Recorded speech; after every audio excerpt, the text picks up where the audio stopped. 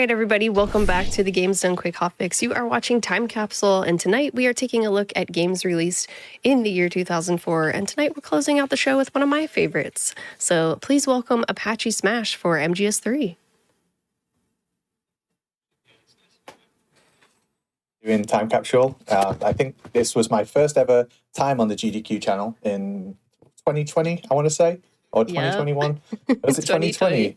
The 7th episode. And yeah, I really appreciate you having me on then. I really appreciate you having me on now. I've got a couple of commentators with me. So I've got Days Ahead. Welcome. Hey, how's it going, everyone? And I've also got DRK as well. Hello, good to be here. Thanks very much for being here. Yeah, I appreciate you all. I will just get into the run. So we're playing MGS3, it's European Extreme, and we're going to get all the Kerotans as well. So we'll start the run in 3, 2, 1, let's go. Good luck. After the end of World War II, the world was split into two, East and West. This marked the beginning of the era called the Cold War. I hope you enjoyed that bit of David Hayter, because that's pretty much it for the rest of the run. We're going to skip the majority of the cutscenes in the game. There's one unskippable, two unskippable cutscenes in the game. But yeah, we're playing on European Extreme, which is the hardest difficulty in the game. So enemies can see further away. You have the least amount of health. Ammo pickups give the least amount of ammo to you. Guns carry less ammo in them. Oh, and if you get seen, it causes anytime you get an alert, it causes a game over screen. So you have to continue and start the room again. Typically, when going for the Kerotan rank, which is shooting all the little green frogs in the game, there's 64 of them. I'm going to show you the first one in just a second. You don't have to really worry about your score screen, but I'm still going to do what we call Foxhound strats. So Foxhound is the rank 1 in the game. It's no kills, no alerts, no continues, no life meds used, etc. Like, I'm always going to try for those strats, like even if I get caught or anything like that. But the Kerotan rank, or the Foxhound rank, overwrites the Kerotan rank. So typically, when people do Kerotan, they'll get at least 1 kill, or some people will just take kills. It's up to the runner, really. Have I missed anything on that explanation of European Extreme Kerotan? Yeah, okay. I would just add that there's a cute little Kerotan emblem on the score screen when you finish the game and get the Kerotan title. Aww. Yeah, no, it's brilliant. I actually want a tattoo of that Kerotan from the rank screen. Maybe I'll get it next. That would be so cool. Is 6 Metal Gear tattoos too many? I don't know. I don't think it is. You got 5 right now, Apache? Yeah. Dang, let's go. I would ask about them, but if you got to focus, I understand. There's the main one that I posted. Like, even Konami retweeted it, but I have the cover of MGS2 on my left leg. Yo, that must have taken ages. That's so cool. The guy who did it, sorry, this one's quite far away. I have to concentrate for that one. The guy who did it is really good. Did really good work, but also did it really quickly. It took 7 hours. Yeah, I really like the way it turned out. Nice. I'm going to do a little trick here. I'm going to shoot the beehive, and that just lets me shoot the Kerotan. And now this guy's covered in bees. He's going to run into these 2 guys, and then 3 of them are going to group up and run into a 4th guy, and that just allows me to exit the room nice and calm. It's very kind to take the Hornets to everybody so that the room is nice and clean. However, if you wait too long in here, they do come back, which is a nice game mechanic. Yeah, did they just go to the building in the other room and, like, get a hose pipe or something? Like, maybe, yeah. Right, so this room's quite tricky. I'm going to do, like, a quick headshot at the start of the room. That just means I go on the tiptoes and it aligns me with his head perfectly. I'm going to put 2 chest shots and a guard that you can't see off screen. I'm going a little bit slower to wait to hear him be knocked out. And now, hopefully, I'm going to do, like, a quick roll into this guy and get into the next room before he sees me and hit the load zone. So we can cause a caution in European Extreme, but we can't be an evasion or alert. So you have that, like, brief second before a guard alerts to you. And we're always playing around, like, that amount of time. I just look, like, over here and tiptoe and shoot the Kerotan. So that's all the Kerotans in the Virtuous mission. Was Was it 4? I want to say it was 4. 2, 3, 4, 5. It's 5. So, Yeah, that sounds about right. so far, so good. Getting all the Kerotans also awards the stealth camo as a special item. It's one of the 2 ways you can unlock the stealth camo in the game. The other is not getting caught. If you finish the game with no alerts, you also get the stealth camo. So that's a little bonus there for doing a Kerotan run. I believe it's also an achievement or a trophy in the newer versions of the game. It is nice that they added like multiple ways to do it, because a lot of people who play this game simply don't play it as a stealth game at all. They just run and gun, and I think MGS3 really lets you lean into that more than 2 and 1. It really does lend itself really to that purpose with all the new mechanics and gameplay and all the new guns and all the little ways you can interact with people. MGS3 really lends itself well to that kind of stuff and challenge runs as well. So If you like to limit yourself to a certain weapon or camo or kind of weird challenge, MGS3 is the game to do it. Up until now, MGS 1 and 2 kind of use weapons as key items throughout the story, but MGS 3 kind of does away with all that. And now we got a bunch of new Kerotans, even though we are in old areas. We are revisiting at night during Operation Snake Eater. About 6 days, I believe, after the Virtuous mission. So Apache's going to backtrack here. We've lost our gun in the cutscene because the boss just disassembled it. So now we'll have to make do with just grenades, mostly. Different kinds of grenades, stun grenades, frag grenades, chaff grenades. And if you hit the Kerotans directly with the grenade itself as you throw it, it will count. Or you can also use the frag grenades with their big splash damage and the explosion.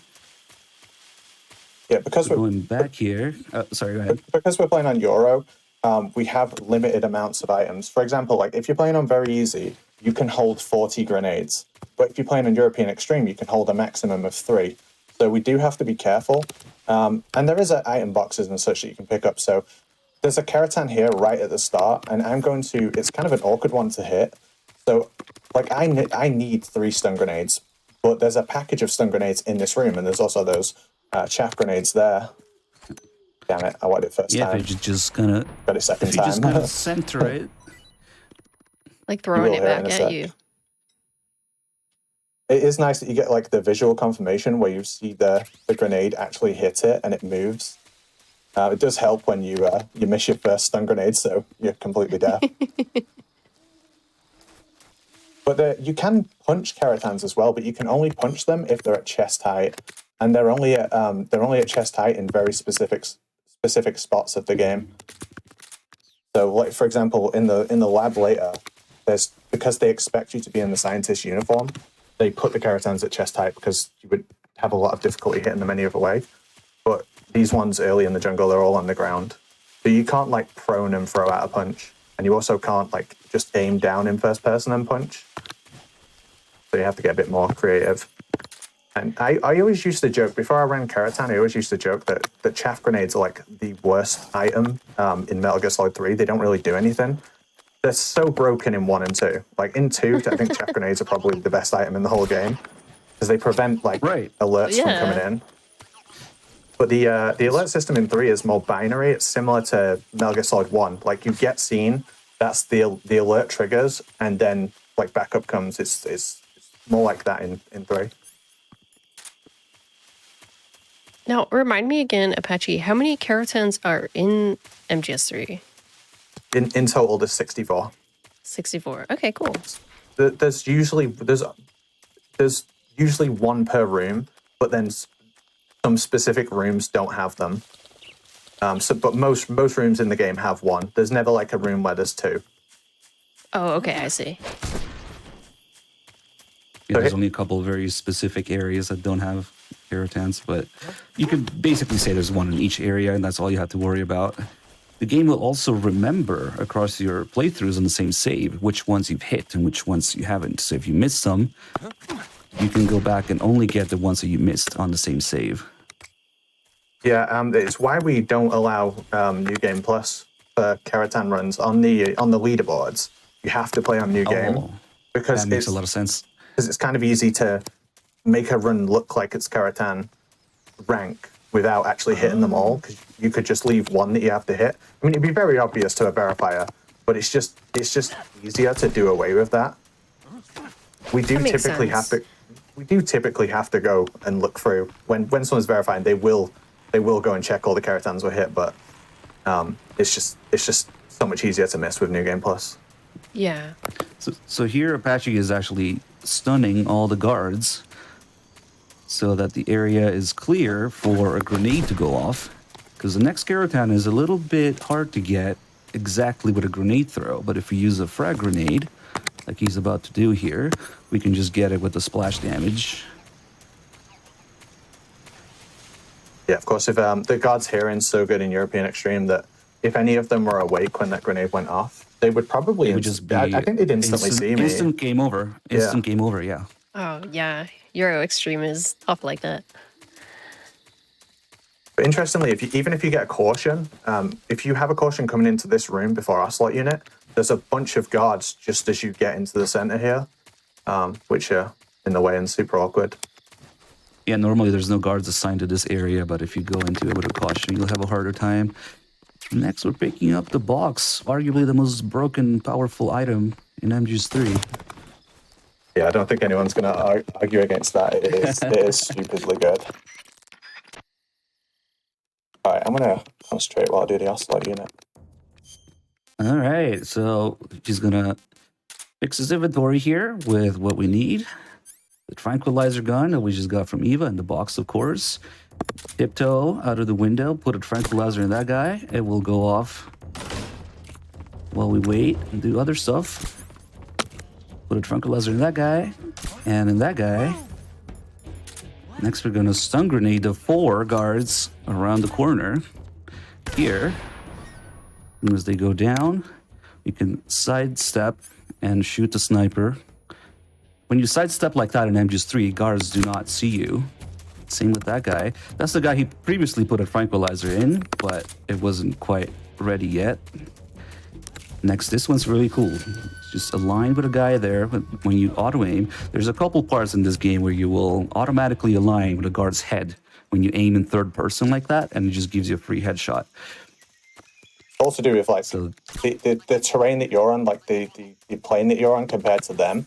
And also when that guard comes to, he sees you and he begins to walk forward to investigate. Like you're not fully in his range yet. So he begins walking to get closer.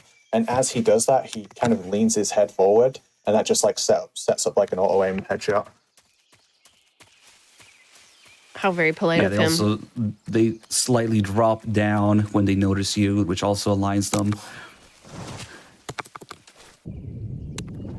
So here, actually, Apache is not going to pick it up because it's not part of the run, but there is a camouflage called the GDQ camo, which makes the Kerotans in your area make noise when you equip it. It's a little special item.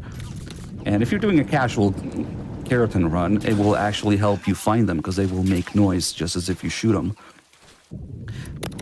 But it's interesting because GDQ is a little duck mascot and Kerotan is a little frog mascot, and they are just made for the purpose of being little cute mascot extra items and kind of like a joke character addition to MG's 3 at first, and then we see them in the later games as well. And fun fact is they actually released a bunch of children's books in Japan featuring the 2 mascots, GDQ and Kerotan. They're just little cute drawings that teach children like how to brush their teeth and stuff like that. And they're really rare and they're really expensive these days. That's really cool. I didn't know that they went so they really went for it, you know? I know someone in this call who's got one actually. It might be around on my desk somewhere.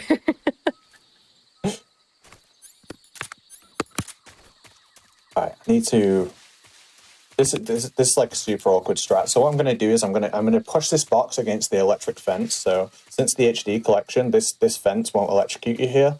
So I can just push it against, make a guard begin walking around the whole level to get to me.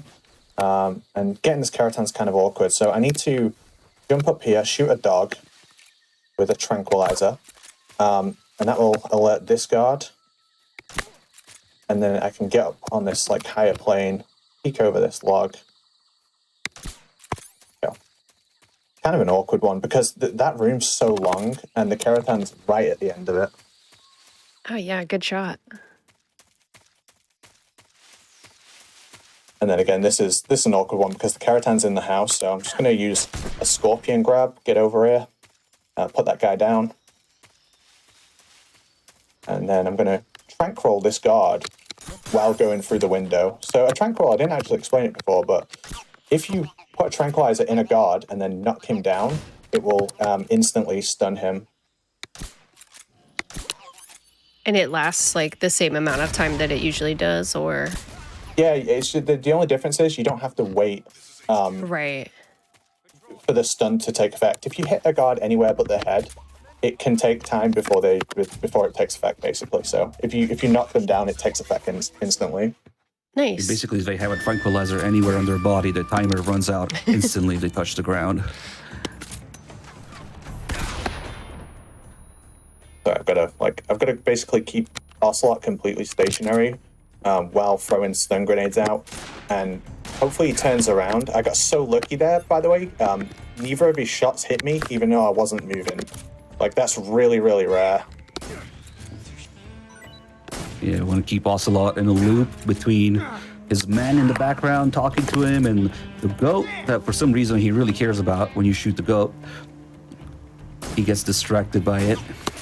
And the stun grenades, all that allows Apache to get the vast majority of Ocelot's stamina. And then we want to save that health for the next boss fight coming up, the Pain. I had to pay so much attention there for a sec because I missed one of the headshots on him. He had more health than he should, and every single time he hits me with his gun, he like chunks my health. And like DRK was saying, the Pain is a rough boss if you have low health. He's not too bad if you keep high health because you can afford a mistake or two. If you're going with low health, even his swarm attack will kill you. So it's like compounding errors. You make a mistake on Ocelot, and that makes the Pain harder. But yeah, I've come out with okay health, so I'm not going to complain. Yeah, you definitely made up for the missed shot because he missed you a couple times as well. And here we got to go a little bit out of our way to get the Kerotan in the dark cave, which is not so dark anymore since the game is no longer just on PS2, ever since the HD editions and the PC version and all that. It's really not that dark. They keep making it a little bit brighter every time, right? I swear every time this game comes out again, they make it a little bit brighter.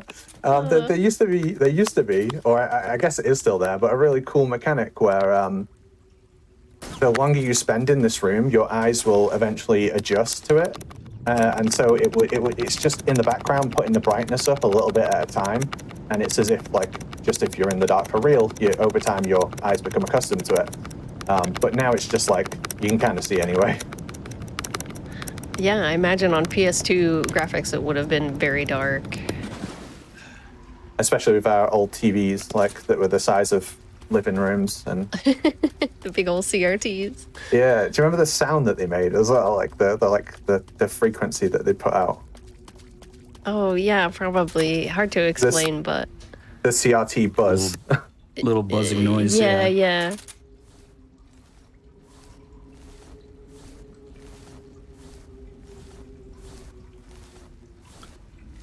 But yeah, it's a bit of a backtrack for that Kerotan. There is actually an out of bounds glitch where you can run on top of this kind of vent that we're in now, and then you can shoot it and roll back in bounds and go into the water.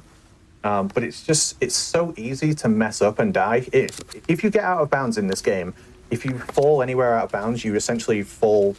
There's like a plane of nothing, and eventually it will just kill Snake. It looks really funny when you do it, but it's definitely one for PB attempts and not for doing a marathon, I think. That makes sense, yeah. Difficult to do for a marathon, probably.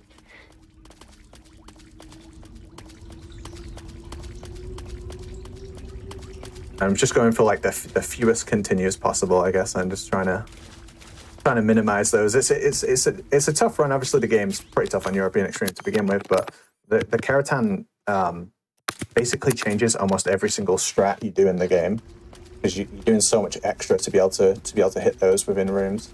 This one's a fun one. It's right above the Pains Arena. You can shoot it before you go in there, but if you don't get it even now or during the pain,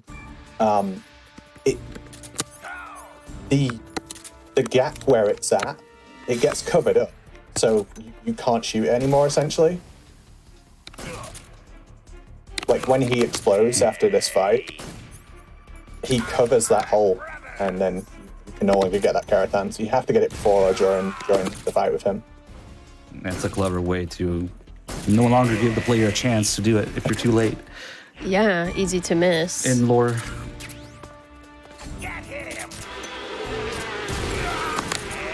You can't actually see it, but he's doing like a special homing attack.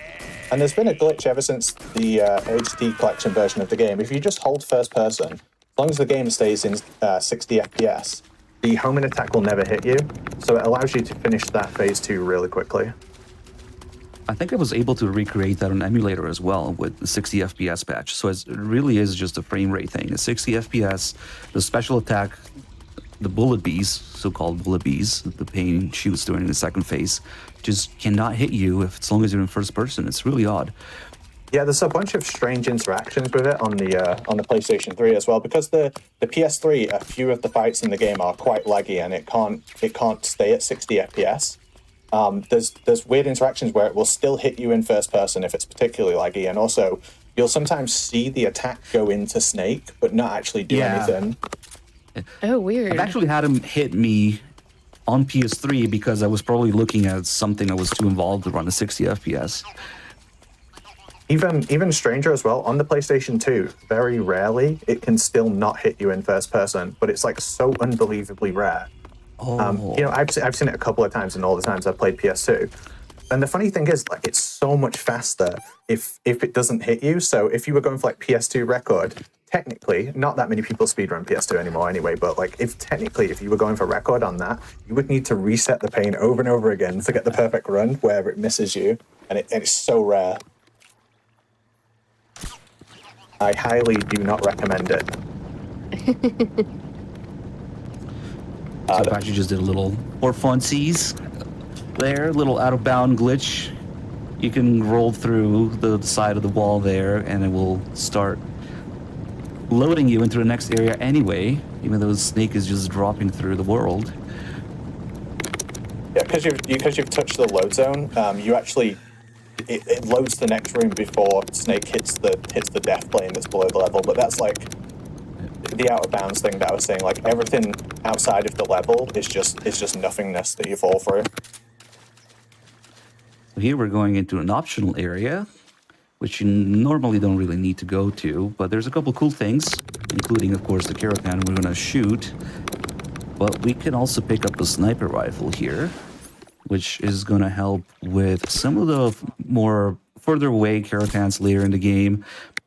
And also so we can see them visually shaking. It's actually referred to as shaking them officially in the call about the Kerotans. If you shake them, it will count as being activated. And they will also alert guards with the noise that they make. Well, not really alert, but they will go investigate the sound. So there is a call with Paramedic where she suggests shaking the frogs to help Snake with a sneaking mission, distract the guards. Oh, she's giving good advice then. Yeah, and then there's this whole joke where Paramedic is just absolutely flabbergasted that Snake doesn't know about Kerotans because they're so cool. You just don't know the magic of Kerotans, she says. Can't believe it. She's got to give him the Kerotan 101 course. Yes. Just thinking about like how the Kerotan actually does distract guards. I tried to find like a way to have a strat where I would actually use that function, and it just didn't happen. It's actually useful. It just didn't happen. I think this game has so many like weird mechanics that just don't really find a use. Like the ability to shoot out of water or hang from a tree and fire. Like there's just no way. I'm not sure if I hit that then. I don't think you got it now. There's just no there's just no use for them, which is a shame. So it was all very quick, but Apache just shot the barrels there that explode, and they indirectly kill the guards, so they don't count as our kills. It's not our problem if they die in the explosion. And it also hit the end, who was just right there. If you're quick enough, you can get him before he gets away. You can also completely kill him here with a sniper rifle, but we're not going to do that. By damaging him with the explosion from the barrels, he will now start his boss fight with less health, but also less stamina, which will help. And Yeah, I there was assume that we... Sorry, go ahead, Apache. No, you go. You're all right. I wondered, like, so by not killing the pain, like, presumably there's a Kerotan in that area that you need to get during the fight. During the end, yeah, there's actually 3. Oh, Because wow, his okay. because his arena is so big. But that's not the reason we don't kill him early. Killing him early is actually slower. Even despite the fact I had to go and get the SVD, the time it takes to get through that area and get the Kerotans, and also the fact that if I don't get a non-lethal kill against the end, I don't get his gun, that makes other fights in the game slower. So overall, it ends up as a loss compared to killing him early. Yeah, And also, and let's not Right. forget you have to deal with the Ocelot unit, Yeah. where you would normally fight the end. Because what happens is that if the end is dead, once you get to his 3 boss fight areas, because his boss fight is divided into 3 areas, there will now be Ocelot unit members in there. So it would completely change the strategies, sneak around there. Oh, wow. I didn't actually realize that. And it's game over if discovered as well. So like an Ocelot unit is a total nightmare compared to a single end fight. And Yeah, they have Oh, sure. pretty unique AI. The way they react to certain things is they're a little bit tougher to deal with than the regular guards. But yeah, so it's something that anyone who has ever done a Metal Gear Solid 3 speedrun will tell you it's the most commonly asked thing, and it always will be. So I'll never mind answering it. Everyone knows you can kill the end early. Everyone knows you can reset the console to kill him as well, and set the time forward. Yeah. We also don't set the time forward to kill him as well because it's single segment. It wouldn't be good for a marathon anyway because obviously we'd still count the time that I'm loading the save and changing the date and so on. But all Metal Gear Solid 3 runs are done what's called single segment. So you start the game and then you play it all the way to the end. Yeah, I'm pretty sure going out and changing your console's date and then going back in, reloading the game takes longer than actually Yeah. beating the end. But Yeah, probably. for And you multi-segment, can't make your speech. for multi-segment where you obviously you can do that, it is the fastest way to kill him. Like him dying of old age is without a doubt the fastest way to kill him because it takes 0 time. Yeah, if you're just going by in-game time, right? Yeah.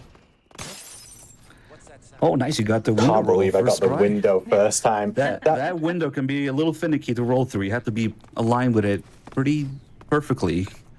It's easier to break on the PlayStation 2 and the HD collection on the PS3 as well.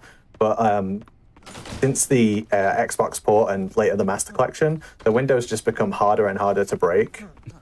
Maybe they changed the material that it's made out of or something. But It's because the game is on Windows now.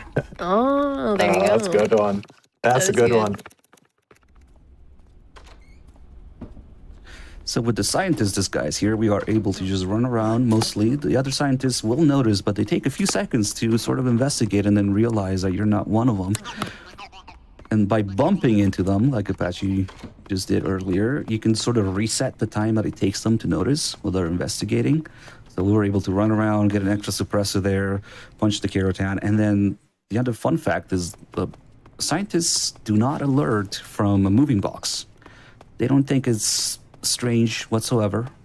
Little box's legs and just runs around. So you can just disguise yourself in a box and run in front of them. Yeah, it becomes a fun game of trying to be in the scientist uniform in front of the guards and trying to be in the box in front of the scientists. So it works out quite well. It's same with the mechanics as well. The mechanics will never alert to the box either. Yeah, they pretty much have the same AI, the Shaguhod mechanics. Since I came out of the lab now, I'm wearing the animals uniform. It's not great camouflage, but I'm not going to want to change it again for a while. It's great for the mountains, but it's the that's the wrong gun. Ooh, almost shot him with the wrong gun. I'm going to go super safe here. If I take too long to get out of this room, I can end up getting seen by guards that are way further down. Whenever you reset an area like this is one of the worst areas to reset because he prunes out of it as well. It's so slow. If you reset an area, it sets the guards back to their initial positions. I actually don't know what the dog does if this is too fast either. I don't know. This would be kind of a funny place to get an alert, to be honest. I would laugh. I think the guy at the end might notice you, but not alert. Yeah, he will, like but that. you hug the left side. But yeah, if you're too slow, get in there. Even if you hug the side like that, he'll still see you. Anyway, this is the fear. You've got to pay like real close attention if you want to see this fight because it tends to be quite fast. Don't blink, you'll miss it. So we use a fake death pill here in front of the traps. And as soon as the fear starts walking towards Snake here, now he thinks he's dead, but it's a fake death pill. We can surprise him with a stun grenade now. And for some reason, when the fear is stunned, he takes stamina damage from all sources of damage, including the traps. Oh, and you had to finish him off with the gun there, I believe. Yeah, I wasn't really doing that in practice as well. And for some reason, I just defaulted to doing that again. Most of the time, the traps will be enough, but just to make sure, you can also shoot him a little bit there. There's also some ammo you can get in the process. And then the Fear's Bolt that Apache just took out, again, for some strange reason, it's going to influence the end's starting stance. Not his starting position, because he always starts in the same spot, but he could be prone or crouching, and it depends on whether you have that bolt in your leg or not. So now by taking the bolt out, the end will be crouching, which will help get him in sort of a loop to do damage to him once we get there. And excellent. Warehouse 2 here. This warehouse on the way back is one of the toughest areas to deal with. I'm really glad you were talking the whole time because I was like, it's so much harder to do that room and explain it at the same time. I can take over whenever you need me to, yeah. Essentially, just made it look really, really easy, but that was actually just exquisite. Warehouse 2. Not more stuck that landing there. Yeah, that's a tough area for sure. Precise. It's a tough area because there's no camouflage, there's no like grass to hide in, it's a building, and there's also all these different floors and levels, so the guards will see you from different levels like that, from below if you're on top, so you have to account for a lot of that.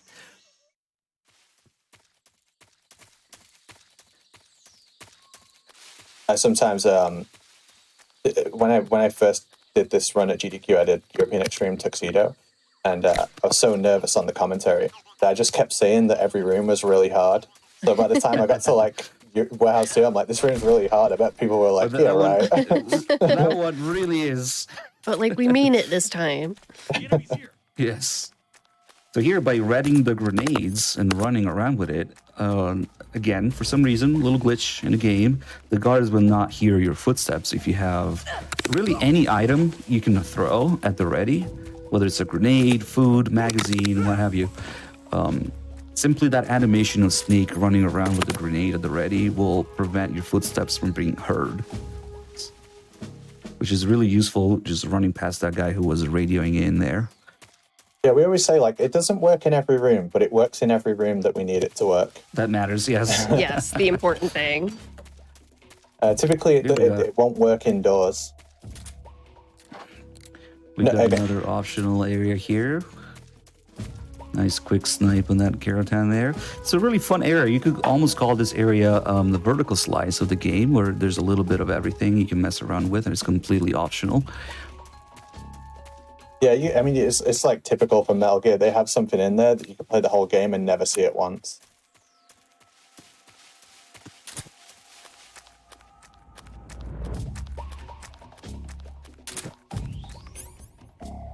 All right, so now I'm just making sure I've done everything before I go into this next room because there's no take backsies. Yep, we're going into the end. The end fight. All right, so I'm going to equip the box at the start here. I'm going to make a run for him. So I found this very specific line that you can run along, and the end will never hit you. If he hits me, it's because I did it wrong. But this works on every difficulty, on every single version. As long as you take that exact line, like I just did, he won't actually hit you, which is super good. It means we can get down here, shoot this first Kerotan, and then equip the pistol, because as I said earlier, there's 3 Kerotans in the across the ends arena, which encompasses multiple different loading zones. I needed to get out of that room quickly, because if you wait too long after the end has seen you, he will change position. And I know where his starting position is, but there are many different positions along his arena that he can go to. There is ways for me to like force bring him back. If the end hasn't seen you in 25 seconds, if you make a loud sound, the game will teleport him to the furthest position he can see you from. And in the normal speedrun now, we manipulate that to bring him into the first room. But in Kerotan, I have to go and get the Kerotans anyway. So I do what was the old strat. This is what we were doing only back in 2020 and further back. This is like the old end strat. So I'm going to spray him twice. Punch him. No, I didn't want to punch him. He isn't going to hold up now. Oh my god, he didn't hold up. You I'm got it. so Yeah. lucky. I'm so lucky. Nice. That usually messes it up. Punching him like that changes the timing for the hold up. Now we can keep him in this loop of Sig Spray, which thanks to the 60 FPS HD edition hits twice. Sig Spray, stun grenades, Sig Spray, and then smoke grenade, and it just keeps him in the loop there until he finally breaks out of it.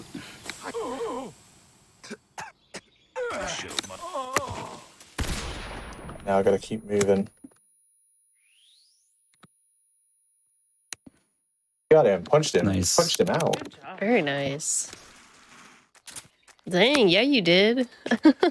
Poor old man. Elder abuse. No. We always get stop bullying the old man. The other one everyone says, vape Nash. Oh gosh. like vape him to death. Yeah. But yeah, it's nice to be doing like it's like the old strat kind of came back in a way, because it's gonna come straight and fire across the map at that Kerotan. Like that's the strat we did for years, and it's so much harder than the strat we do now. Like a runner called Go Time, he found that strat of teleporting the end into the first room, and how to manipulate his spawning position and stuff, and it's really awesome. And everyone was like against the new strat first. They're like, oh, I don't know how it saves time, and it saves like 40 seconds or something on the way we were doing it before. Yeah. And they're like, oh, I don't want to learn a new strat. But the thing I picked up on about it so quickly was that it was so much easier than the strat that I just did there. It's much less strict. I think in both the times I've done this game at GDQ, like I messed it up slightly and had to recover it. And doing that new strat is so much easier to recover. The one you have to do in Kerotan is like, I don't know. If you cool mess it up, you finding- generally reset in. Oh yeah, it's cool finding like new applications for old strats though. Very cool. So I think I never talked during this section. It's my friend Cynthia Harrell singing her heart out, and obviously feel free to join in if you know the words. With darkness and silence through the night. What a thrill. I'm searching and I'm melting to you. What a fear in my heart. But you're so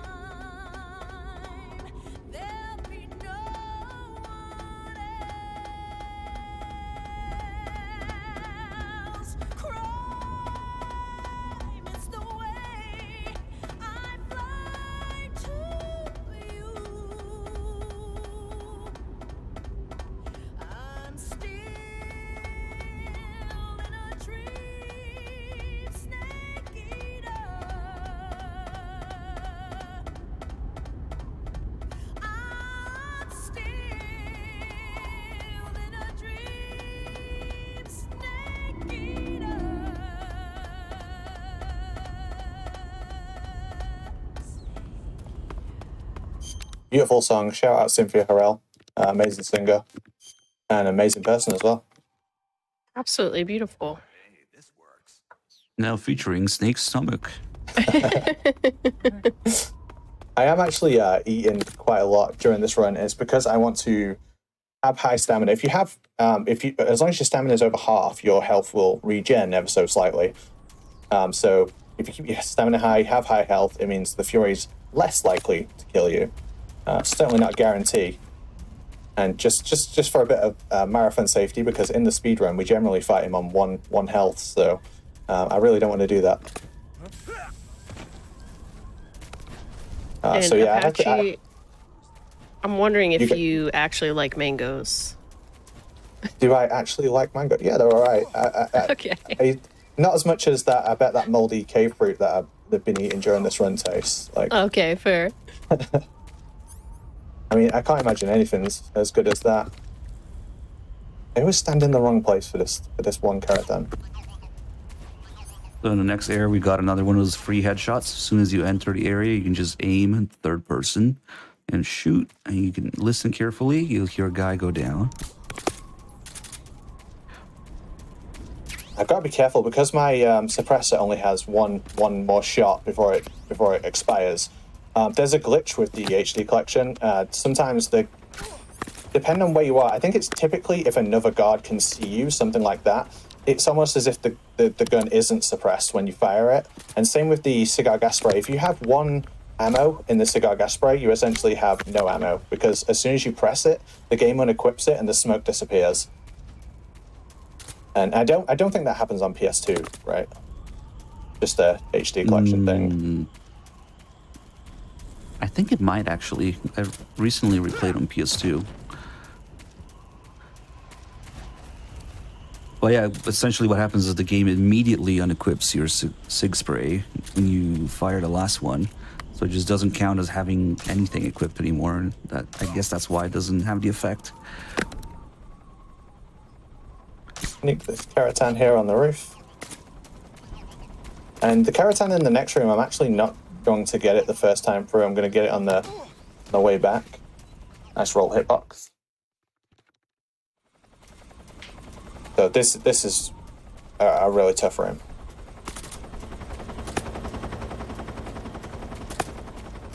You got this. Nice. So you just get close enough to that guy for him to hear your footsteps and then immediately roll out of the way. Control here. We're under fire. Enemy position unknown. Commencing alert status. Acknowledged. Keep your eyes open.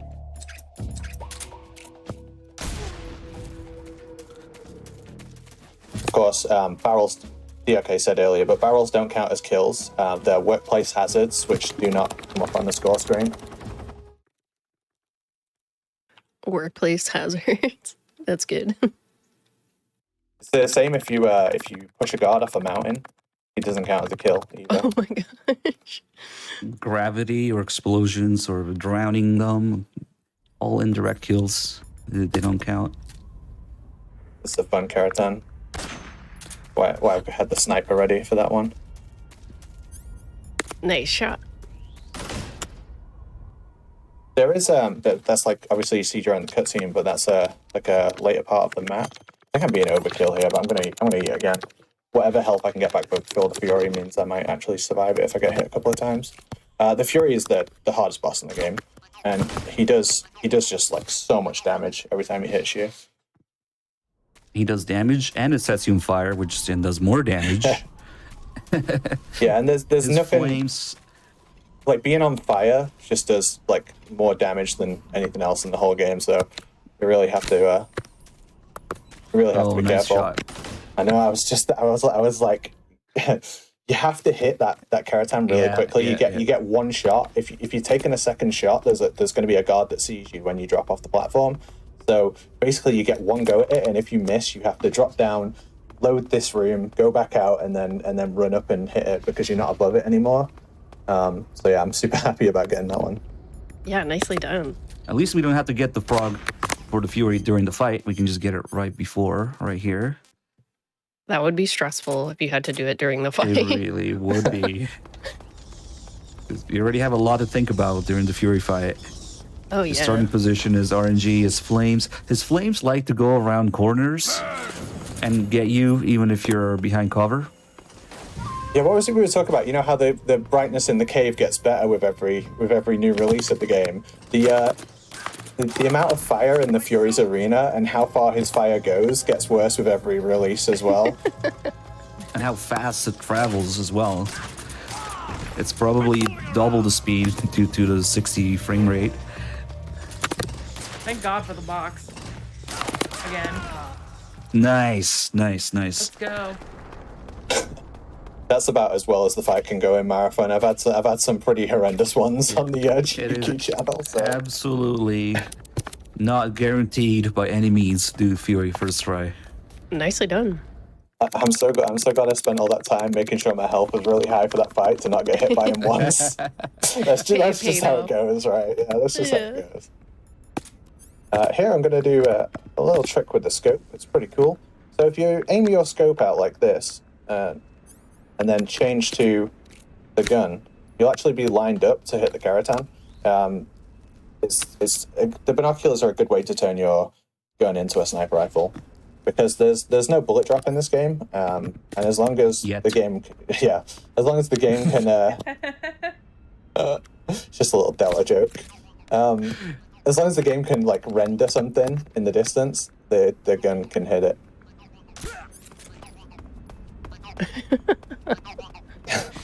Just huh.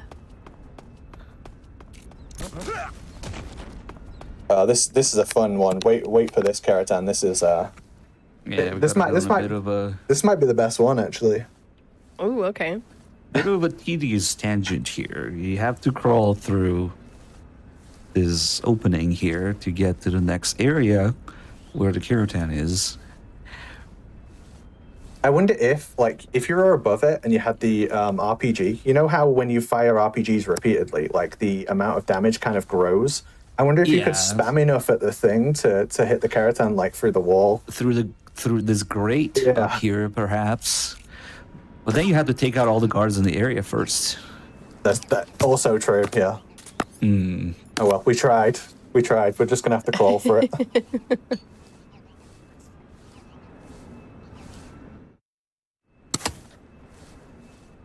This is a bit of an awkward one because I've got 2 smoke grenades. I need to throw a smoke grenade at a door to get out of here safely. And if I happen to miss it, I'll have to waste some time taking out some guards because smoke grenades are fantastic. Like in this game, smoke grenades kind of make up for how bad the chaffs are compared to the other releases. We get to see them a couple of times here, but I'm just gonna throw it at the door here. Oh, damn it! Oh, that's unfortunate. I know. I've thought about it the whole time. I was like, why not just do it safe? Why not just do it safe? Oh, that's all good. No, I'm pretty happy I got up to this point without continuing, to be fair. It happens. But yeah, that's really that's the game over if discovered mechanic. If you get seen by anything at any time, it's game over.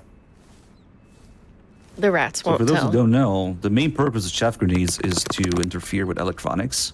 And MGS3 being set in the 60s, being a prequel, obviously doesn't have a whole lot of electronics and technology in it. So the chaff grenades are not terribly useful compared to the other games. No way! What I'm just playing the game wrong now.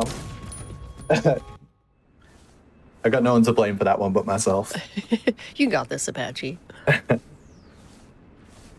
So it's always fun when you make mistakes like this to think about all the difficult rooms that you did first try with no problems.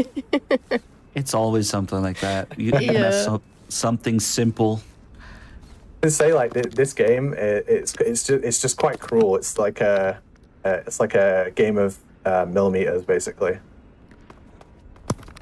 Who is that seeing me? Like, I know it's him, but I'm still gonna throw the smoke at the door. No, I didn't just throw it from there left. I swear that room's not even hard. Like, Sometimes it just happens that way, and then you're scared of the room for an extended period of time after this run. Right. I really was. I was doing like intense math in my head, like about that room, what angle to approach from, and whether or not I need to take out the guard, and that's just the way it goes. Oh, yeah. Right, so I'm going to throw a smoke grenade, and I'm going to capture Rykov here. He's a guy who looks like Raiden from Metal Gear Solid 2. I remembered this time, okay. In all my practice, I kept forgetting to unequip my scope. But yeah, when I shoot that guard, it makes Rykov run for the radio, and I can just intercept him and grab him with the CQZ. And there is a Kerotan in here, but I'm going to get it in a sec rather than right now. So yeah, Those reinforcements are just right there behind you coming through the door, so you just have barely enough time to get Rykov to the locker room, which triggers the cutscene.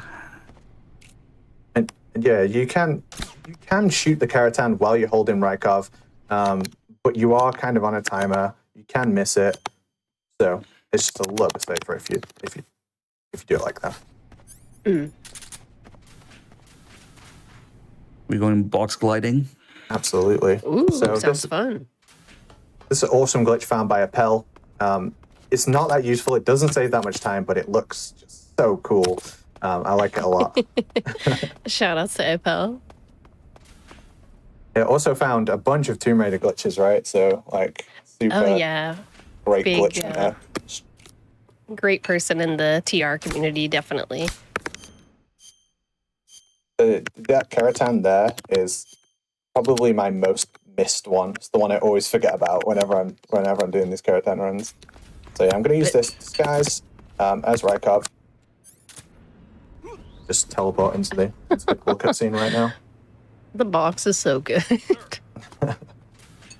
Yeah, the box in this game, it can put out fire, it can stop you from catching fire, it can sometimes grant invisibility, which we'll get to see at some point soon. Mm-hmm.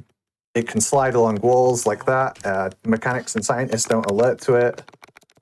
Just so many things. It's so good. It's just amazing. Yeah, lets you run full speed when you go up a slope. Oh yeah, of course. There's just so many things. And then even the basic mechanic of getting seen in the box while you're moving, the guards will actually take quite a few seconds to alert from that, longer than they normally would from just noticing the player. And Those few seconds, if you get out of their way, you are effectively invisible. And they will go investigate wherever it is that they saw the box. And then of course the actual mechanic that it has of letting you get in the back of trucks and teleport into places is a huge time save in this game as well. So yeah, the box is just unbeatable in 3. I made a big thread about it once on Twitter just because I love the box so much and I'm a massive dork. No, we like all of your hot takes. At least I do. But yeah, this is the unskippable cutscene. Interestingly, when Vulcan tortures you here, you can hold the menu, and Snake won't take any damage, which doesn't really matter for the gameplay. But there's a mechanic called life bars used on the score screen, and as you take damage, you take life bars of damage, and it comes up on the score screen. So it's a good way to lessen that amount. And if you go for what we call a perfect stats, where you have all zeros on the score screen, then just hold the menu here like this. I'll show you. Okay. So I'm just holding R2, and then Snake won't actually take any damage as long as you don't let go of it the whole time. You won't take any of the damage. Yeah, normally each of those punches will lower your health a little bit. Answer me. Wow, so does this work on every version? Who let you in? Yeah, it's it's supposed to. It's like a mechanic that's supposed to be there. As far as I can tell, I don't think there's a mistake. Well, it's kind of weird because usually the inventory freezes time when you open it, right? But this is like a scripted thing with Vulcan's speech in the background. Yeah, I bet you made Vulcan feel pretty silly with that one. So It's like halfway between a cutscene and gameplay. Nice I'm just moves. counting. Now we're spinning Snake 10 times. Apache's I love- counting 10 spins. I love how people Once- tested this in Delta at TGS. Yeah, the like first thing people checked is can you still spin him around till he throws up? That's the first thing I'm checking, yes. It's just the fastest way to get out of the cell is to throw up, and the fastest way to knock out Johnny is to do 2 punches and then equip the revolver and do 3 swipes. Just gotta be careful with my smoke grenade here. If you miss, I need both those smoke grenades, and it's the only thing that I can hit the Kerotan with. So if I miss like 1 smoke grenade, I have to reset the room. And that trick's frame perfect. I'll know if I've got it in a sec. Basically, throw the item out and then equip the smoke grenade, which silences my footsteps. Nice. Yeah, very nice. Here we can just go in a straight line. It won't matter. But the next area is also kind of odd. I always say for What this room, happens in like, there? I'm always complaining about how hard every room is, but that room's not hard at all. She's sold left. So here, for some reason, which might have to do with the caution, might have to do with the smoke grenade, the searchlight simply does not spot you. Yeah, okay, today, while I was practicing, asked me why it I don't happened, understand. and I was like, I have We no don't idea. I have no idea. That alert you heard there from the dog is not a real alert. The way the dogs work in this game, they alert twice. The first time is just kind of their own alert, and if you don't interrupt them in some way, like with the smoke grenade here, they will alert a second time after a couple seconds. That will alert the guards, and it will count as a real alert. So Yeah. getting spotted by the dog and getting interrupted by the smoke grenade didn't count as an alert. And they can never actually, they can't cause an alert at all if they don't have any humans there's no present. guards, yeah. Yeah. So like here, if we're slow, you'll see them, but there's 2 dogs that are going to chase us through these sewers. They can't actually like cause a game over screen because they can't make an alert. They can only maul you to death, I guess. Yeah, if there's a guard alive anywhere in the area you're in, no matter how far, the dogs will alert them. Which is kind of annoying sometimes because in Grozingrad, there's often guards behind gates in other areas, which you could forget about. Yeah, this is a strange area, and there's no Kerotan in the sewers, which is weird because it's so big. Like you'd expect that they'd put one somewhere in here, but no, this is one of the rooms that they decided not to. I guess it was like too creepy of a place to put these adorable Kerotans. That's like the one place where frogs belong, like in the sewers. I love that logic, I DRK. don't know. They messed up. At least there's a couple rats. I don't know. And there's no Kerotans during the Sorrow fight either, but it is all a dream because whatever time you enter, the in-game timer, whatever time that reads when you enter the Sorrow fight, the time resets to that when you leave the Sorrow fight. So nothing you do during the Sorrow fight counts towards the in-game timer, and we didn't realize that until like I think 2020 or 2021. Okay. Again, Appel and Major Zero were messing around on the emulator, and they came to they were trying to work out a discrepancy between 2 runs and why their like in-game time and the real time was so different. And then eventually they realized that it was the Sorrow fight causing it. So technically, you could walk all the way to the end of the Sorrow fight, which takes minutes, and then get a world record run, and it'd just be longer for the sake of it. No one's ever Just take done a that nice yet, break. but it would be funny. Yeah, it would. And in general, nothing you do in that fight counts because the whole sequence is supposed to be a dream. Because what's really happening is a snake is passed out in the river. So it's just him, it's the Sorrow appearing to Snake in his dreams when he's passed out. I think So another curious detail is that you're not supposed to have your equipment there because you got captured and got taken away. But during the Sorrow, if you go in the menu, you have your equipment in your backpack, which you're not supposed to have. And any weapon, any ammo you use will not count. Yeah, I think a lot of us agree that like it's on purpose. The in-game timer no, resetting. It seems definitely- thematic. Like it seems like it's supposed to be like that. It has to be because the whole sequence is It's supposed to just be in Snake's head. And when you call somebody during the Sorrow fight, they all act as if you got a game over because what they're seeing is Snake floating in the river unconscious. So they all go like, Snake, Snake, Snake, you know, like that. You got your backpack which you're not supposed to have, and the in-game timer doesn't count. I wonder if the continuous count, if you were to get a continue. Yeah. If you get a continue, then the time counts towards the in-game timer. It's only the first time. Yeah, because that's how the stats work. They just sort of get put on hold in between loading screens, and that continue is also a loading screen, which saves all your stats until then. It's interesting though. So here we're going to see the incredible properties of the box. We distract the guy, put these guys to sleep, and then we can just walk in front of them with the box. Wow, just like that. Because I'm just so low to the ground, they can't see the me. guards are more concerned with their friend being down than with the moving box in front of them. Here's a nice callback to MGS1 mechanics here. We could walk to the Shagahot's hangar, but if you just equip the box in the truck, it will take you there. Oh, clever. Yeah, because the box is labeled for this area, so they just take you there. Nobody checks inside the box. I'm gonna go get the sneaking suit. Oh yeah, sneaking suit. So it's probably worth it because it's just a few seconds here. But the sneaking suit is immensely helpful because It's the there's other a one. bunch of cool isn't it? things. It's the other one. Yes. Yeah, it's the other one. It's in the Rykov locker, yep. But the sneaking suit has overall high camo index, and it decreases all damage you take by half. Also decreases your stamina drain by half. So it's really, really good.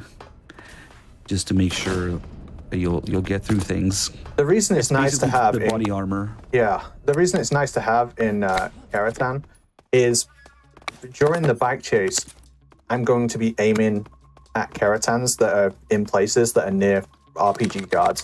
And generally, you can hit both, but most often you're going to get one or the other. So I'm going to have to prioritize the Kerotan in a Kerotan run. So I'm going to be eating some RPGs potentially. So Some RPG to the face. yeah, it's it's brutal damage if you get hit with a rocket on European Extreme. Oh, yeah, I bet. I mean, it's a rocket to the face. You'd think it would hurt. Yeah, you would Certainly. assume so. This is another Kerotan that I can quite easily forget sometimes. Sneaking suit's also really good for the Volgin fight, because if you do get caught out with Volgin, he does do a lot of damage to you, especially in this first fist fight. And there is a Kerotan during the Volgin fight, which can only get here now during the Volgin fight. So and when I first started doing Kerotan, I thought that one that I hit upstairs was this one that I'm about to hit, but it's two different ones. So I'm gonna go behind him. Nice. And hopefully I can finish the fight here if I don't stand in front of his attack.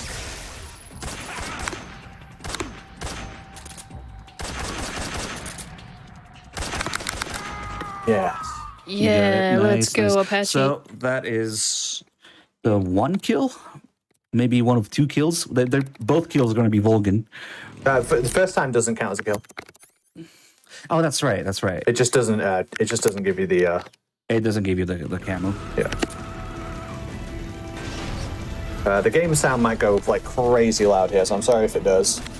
For some reason, this part of the game is just turned up to 11. Yeah, they crank it up loud here for the dramatic effect.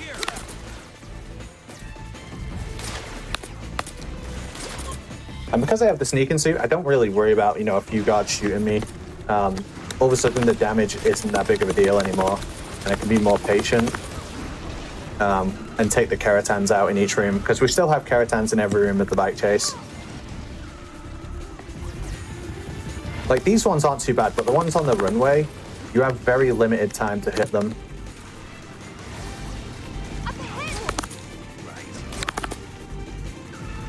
stay in non-lethal because I just like no scoping with the Mosin gun. It looks very swag. It's very satisfying. No scoping people with the Mosin again. Yes.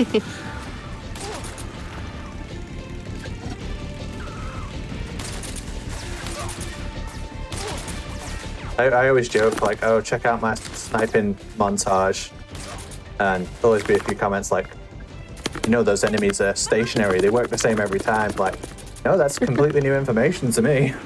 I was being deadly serious. That's awesome though that you were taking it so seriously. You gotta have fun with auto scroller, right? It's like, Oh, yeah. it's like this every time. So you have to find ways to spice it up. Like in a tuxedo run, it spices up automatically because your camo index actually determines how often guards will shoot you. And DRK once pointed, I worked this out myself, but DRK pointed out to me that you actually get told in a codec in the game, like the Major Zero tells you that your camo index will affect how often you get shot. I just Basically, realized, the guard's accuracy. yeah, I just realized that it being in tuxedo, you die way more often in bike chase, and It did the makes deduction enemies that more way. accurate. Yeah. That's actually really good to know. Yeah, you could be in the middle of an alert, but if you crouch down in some grass, 90% camo index, the guards will miss you while they're shooting.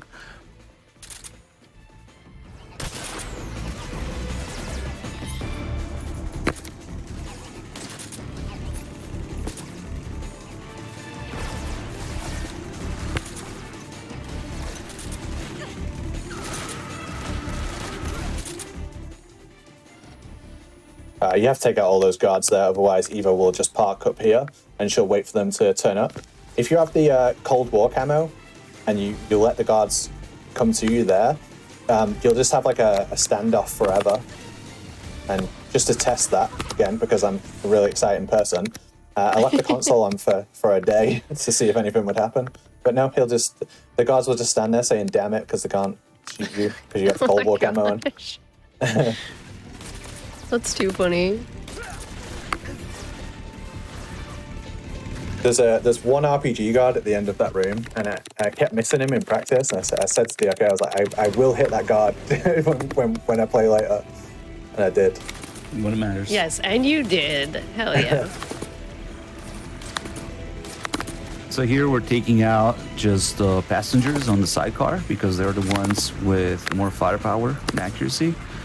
Once you take them out, the guys that are left on the bike, they don't really do much damage. They only have little handguns and they're not too accurate. So we can focus on the frog here. Yeah, I definitely hit it there. I think you got it. Yep. Yeah. Oh, now you definitely got it. Yeah, I saw it move. These ones were hard for me. I certainly think it gets easier in 60 FPS compared to like PlayStation 2 as well. Obviously, the PlayStation 2 version of this game is in 30 FPS. And then Right. Also, the resolution makes it much easier. the resolution, yeah, and HD. also the lag that you'd experience during this area as well. Like the bike chase is one of the laggiest parts of the game. Now with like the most recent releases, it doesn't lag at all. Do you think it's worth going through the recent releases like casually then? I decline to comment. That's fair, Apache. Okay, I'll take that. I'll do it. Yeah. I'll say probably for most people, you're not going to notice the little differences and things that are a little off or missing, and they're way more accessible now.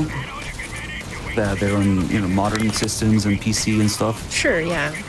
So yeah, if you just want to check out the games, it's the easiest, most accessible way to do so.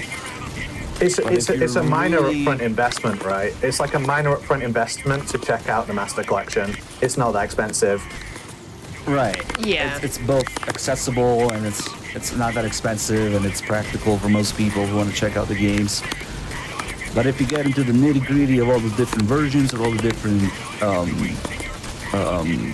different content, all the different the controls, the lighting, the colors, the frame rate, all that stuff, then there's something to be said about every version of the game. Oh yeah. That's worth checking out. But that's for the more hardcore fans. So I don't blame people who just, Master Collection, PC, PS5, done, easy. Definitely do it. Thanks for your input. Oh yeah.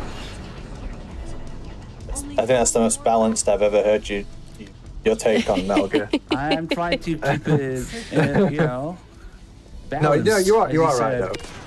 You are right. It's a good way for people to have access to the series. It's not necessarily the best way to play. Damn it. Okay, so I was trying to like loop the Shagohod there, but I messed up the initial shot. Oh, that was a good glancing shot. But yeah, I've hit the Kerotan in this room. You might be able to hear it going off.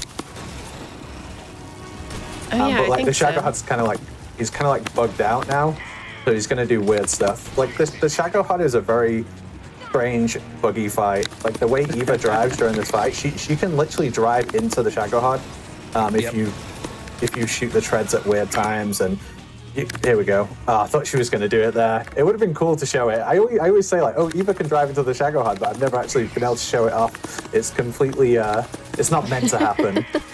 she doesn't feel like it right now.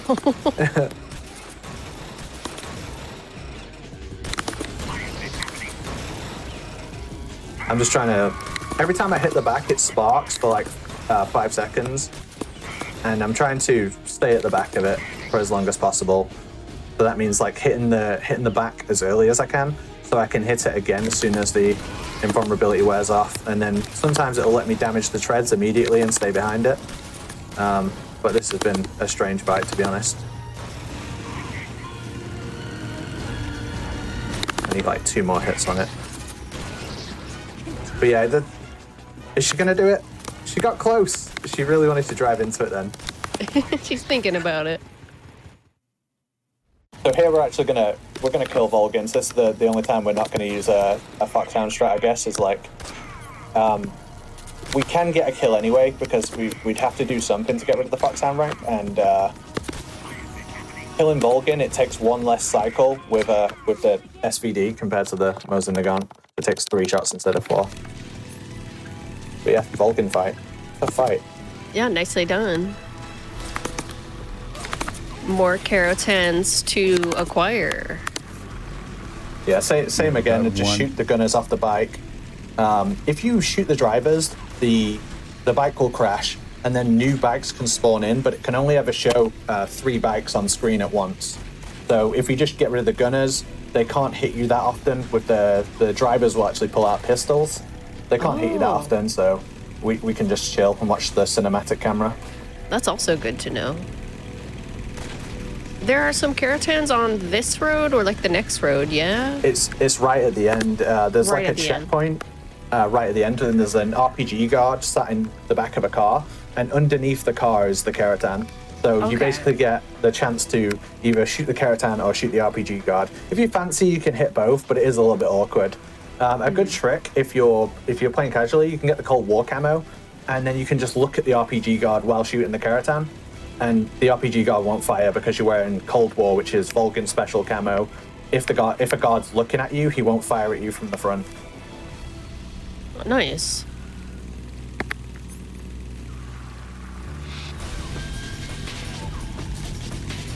Which, thinking about it, I probably should have just done that, but you know, it's too late to go back. I was just thinking whether it's worth doing Vulcan non-lethally just for that. It is quite a bit slower. It is quite a bit slower to do non-lethal. And Yeah, 'cause the SVD is very good. but for like, you know, a safety strat for Marathon, yeah, maybe it is worth it.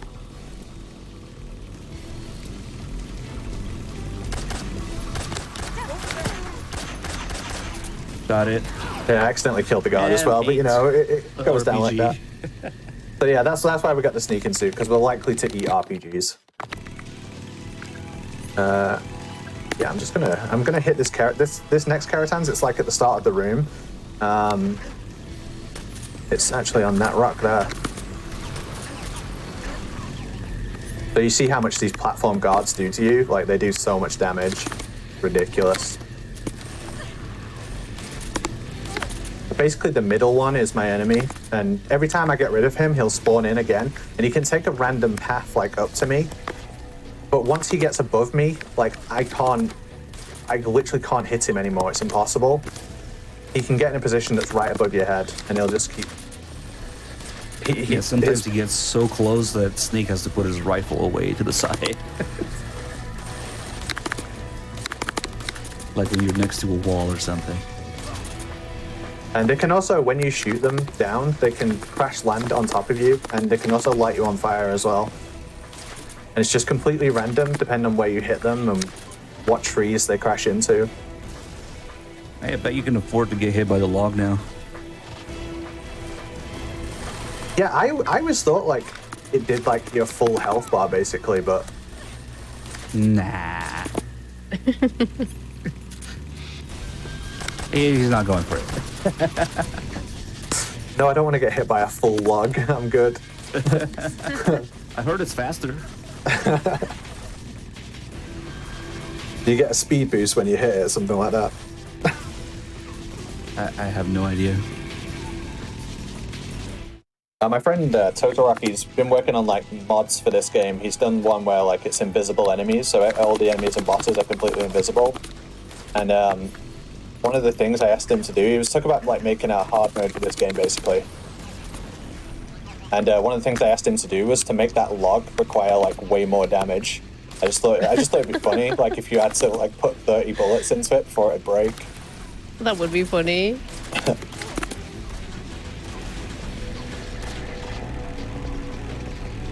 I'm just imagining like a barrier with Volgin's face on it instead of the log. But yeah, the modders, they're becoming like more and more.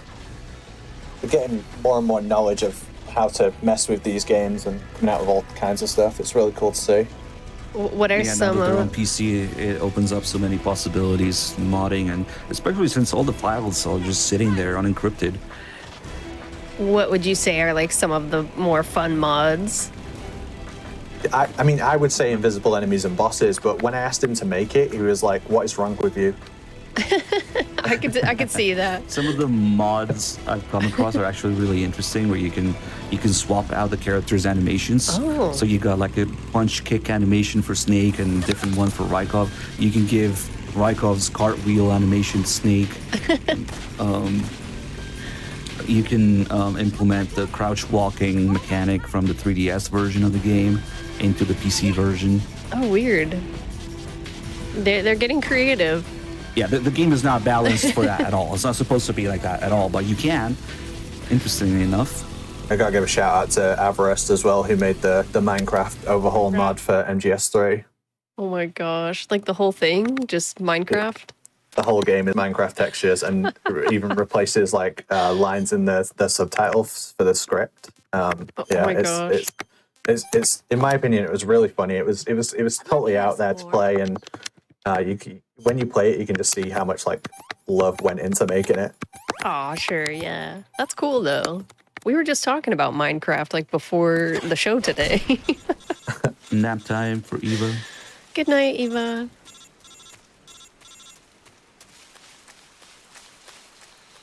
And they also did a Christmas overhaul mod for MGS3, which I will always play at Christmas now. It's the new ask. It has like its own Christmas story within it. Like Aww. it's I'm not going to spoil it, but yeah, if you like MGS3 and you play like Master Collection on PC, definitely check out the Christmas mod. It's at Christmas time, of course. So you'll be doing this at Christmas, presumably. Every Christmas, Okay. as forever. Yes, okay. I'm going to be looking forward to that.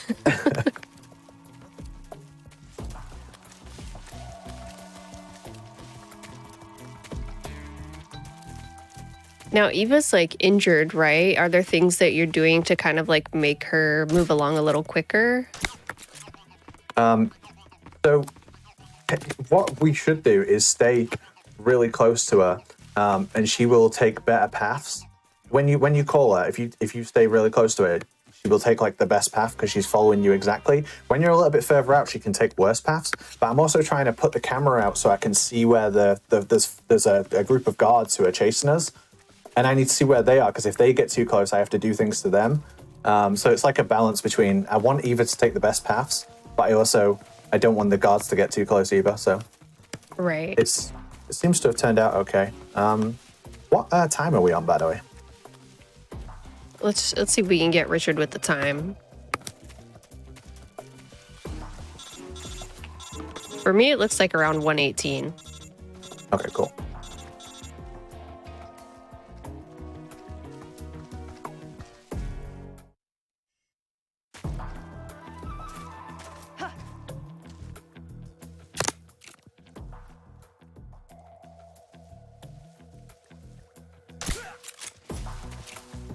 Just got to concentrate because there's a bunch of stuff in this room that can go wrong. When guards are in caution, they act in really strange ways. Like if they get shot, or if they hear a noise, they'll like run towards you rather than what they'd do if they went in caution. Basically, I'm like, I need to concentrate and then try and explain the caution mechanics of the game. Standard. Can't help myself. Well, yeah, you know a lot about the game and you're just sharing it with us. So this is a special sneaking area, it's like the last sneaking area of the game, where there's this permanent caution. As you might notice, it's not going down, and all the enemies act a little differently when they're in caution. They notice and spot you immediately when they see you. Under normal circumstances, you have a fraction of a second between where they see you when they actually alert. But that's all gone with caution here. And then they will take cover if you miss a shot next to them. And if you keep kind of creating too much commotion, they will eventually know where you are and just straight up run towards you. So you gotta stop them in some way. And also, since it's a special kind of like sneaking area protocol, these guys, they have different mechanics, kind of like when you fight the ocelots, where they stay asleep. And they don't really wake each other up if they notice somebody being down. But it kind of makes up for it with that added AI and reaction time. For the PlayStation 2 version, it's one of the ways they would get more enemies on screen. Like because they don't have to handle the AI of the other enemies, or that part of the AI that has them noticing each other and waking each other up. Yeah, that makes sense actually. This is the final boss, by the way. All right, we got the boss now. Yeah, I'm so dumb. I'm so dumb. Oh, You better run. that hurt.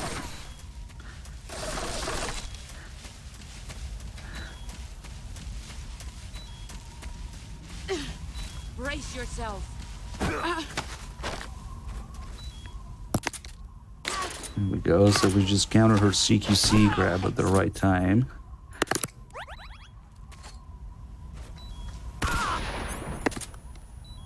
And get her stuck a little bit of a loop here with a couple stun grenades. It's so awkward because we're like right next to a tree. Yeah. But the stun grenade is going off just as fast. soon. Oh, that was a little too early, yeah. Basically, as soon as she gets up from that attack, the stun grenade will distract her again. Oh, nice. We got the frog in the middle of the fight. Nice shot, damn.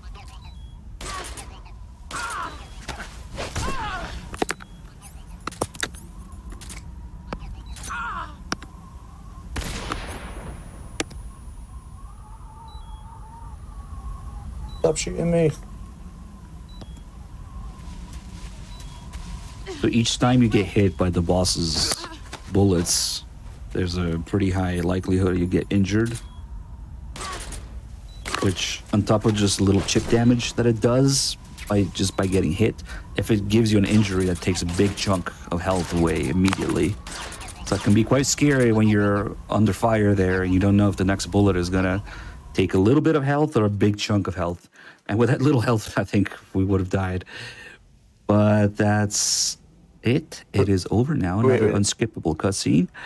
We have unskippable cutscene, and then you have one little confrontation in the wig. But yeah, I'm pretty sure I hit every Kerotan. I don't think I missed any. Well, yeah, when I meant it's over, it's in terms of the Kerotans. We got all the Kerotans. There's one little gameplay segment left here.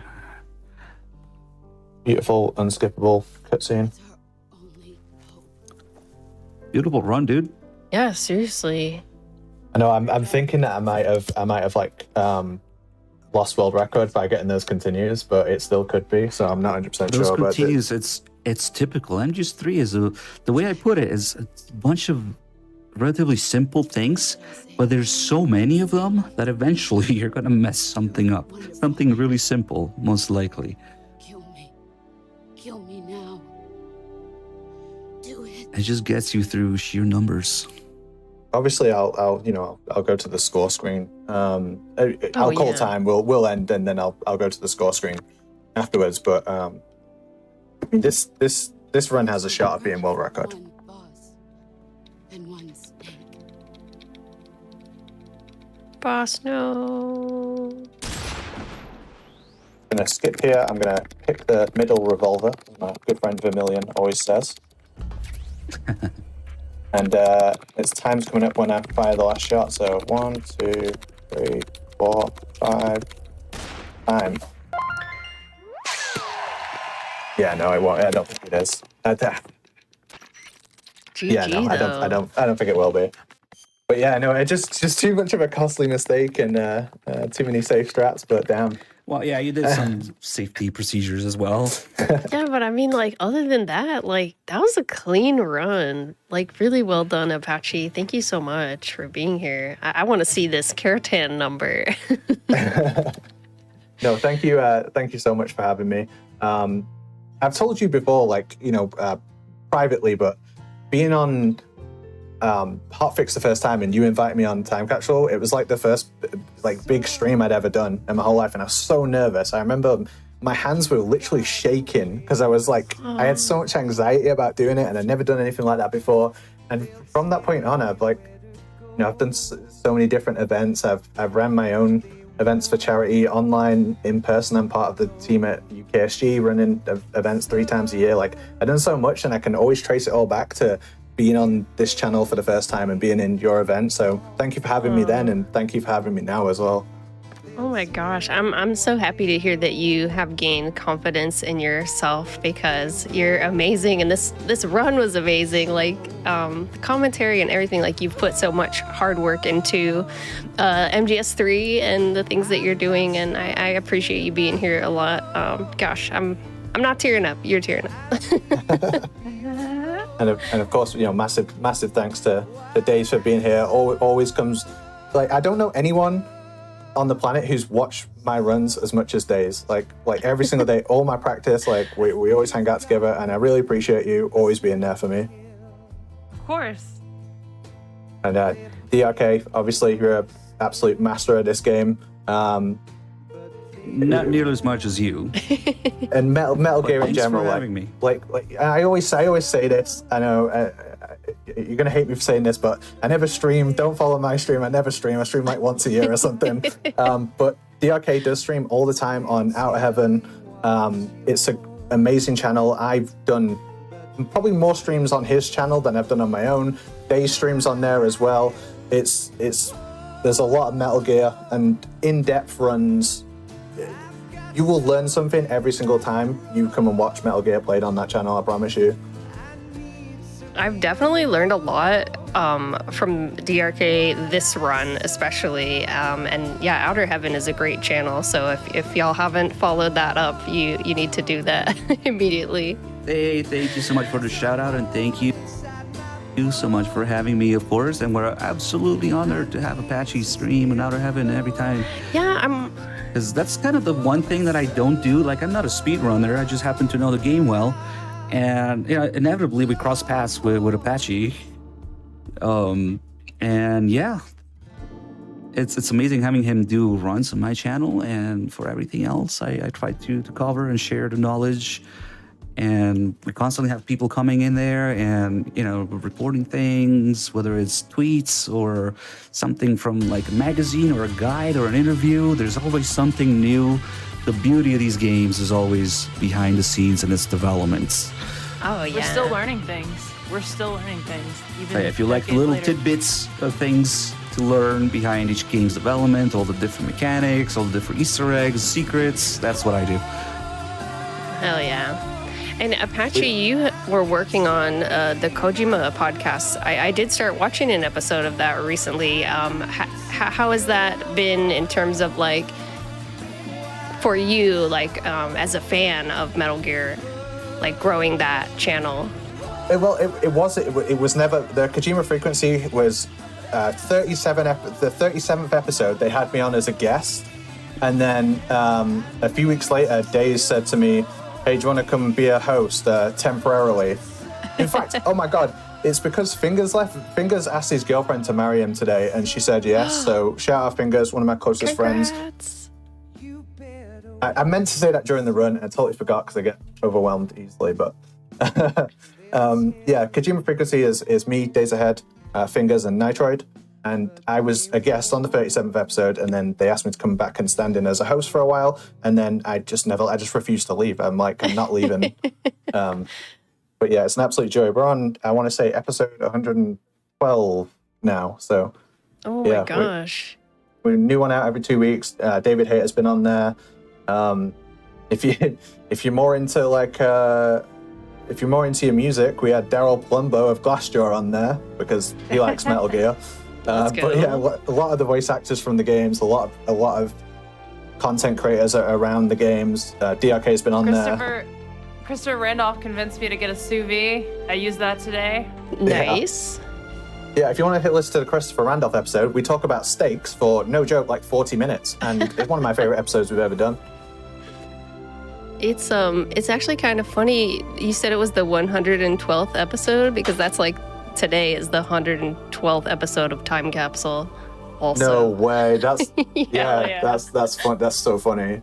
That's very strange, but you know, there's some magic in numbers. So there you go. It's like synchronicity. That. Yeah. Yeah, apologies for the credits. They're so long, but we do get a score screen at the end. Wouldn't it be funny if I missed a Kerotan? I don't think I'm pretty certain I haven't. I'll be honest, I wasn't watching during the Shagohod Phase 1. Did you get that one? Yes. Yeah, you got that one. I think that's the one that I wasn't sure about, that I didn't see. It all happens like so quickly. There's no way for me to count all the Kerotans, but like, you know, it looked clean. I heard the sound when I could, the little ribbit. It's one of the things they don't tell you when you first get into like doing marathon runs. It flies by so fast. You're like, 3, 2, 1, go, and then you'll wake up like 30 minutes into the run, and you're like, how did I get here? This felt like no time has passed because you're just yapping the whole time. It really does feel like that, yeah. This music is absolutely blowing my ears out, and I think I'm okay with it. I do like it. It's a enjoyable song, but we also have Ocelot yapping at the end as well. Oh yeah, no. My cat. It's like a full 2 minutes. My cat shut off the console when Ocelot was about to speak, and I had to watch the credits again. Jealous of another cat. Mm-hmm. True. I understand, sir, but they were necessary. I once did a PS3 run for an event, and as soon as we called time and like ended the stream, my PS3 plug just died. My PS3 stopped. I'm like, wow, that was like perfect timing. It's gonna do it. Is that how your PS3 died? That was nice. that one at a time, different PS3. Oh, you killed multiple PS3s? Yeah. Dang it. How is it that I've been doing this for like 15 years and never killed the PS3? But okay. There's still time. We can't talk about my inexplainable controller graveyard as well. Like I go through controllers like way too fast as well. I believe it because I can hear yourself. Yeah. Play. You can hear all the click clack. It's like boom, controller. Yeah, he goes hard on his controllers. Well, ApacheSmash. I get it now. Yeah. Oh. Yeah, I think we will have missed record. I think world record is like 136. I think if we finish at 125, this will be like 137. So we're like a minute off, something like that. But I'd just enjoy it if I got the Kerotan rank, to be honest. I'd be super happy with how I played. 2 continues, European Extreme. As you can see, it's yeah, it's kind of rough. I mean, Yeah. There's definitely you can easily shave off some time from all the stuff you were doing here because it was marathon strats. So Yeah, of course. Yeah, I'm wondering, Apache, do you think you'll work on this run more? Like after this? I'm gonna do nothing and play Final Fantasy 14 for the next few weeks, and then around the time when it's about to be GDQ summer submissions, then I'm gonna start speedrunning again. That's my plans. Oh my gosh, that's perfect. I still gotta play Endwalker. Same. Same. Oh, okay. Then yeah, maybe me and you both can be playing until this summertime. But I'm on the American server, so yeah, that sounds great. Oh, nice. Ultros. Let's go. Primal baby. Speaking of which, I've obtained. Yeah, we got some Warrior of Lights in the chat. It's a revolutionary new nuclear attack system. But yeah, it was well worth like de-resting this to come and do this. It was so fun. Yeah, I appreciate it a lot, Apache. I haven't really told many people this, but this is actually our second to last episode of Time Capsule for the foreseeable future. So the Kerotan run was something that I was really looking forward to a lot, and you did not disappoint. So hats off to you for sure. If it's going on break, I'm really grateful that I got to do it again, because I was super nervous the first time, and to be honest, I really wasn't nervous at all this time. Like, times have changed in 4 years.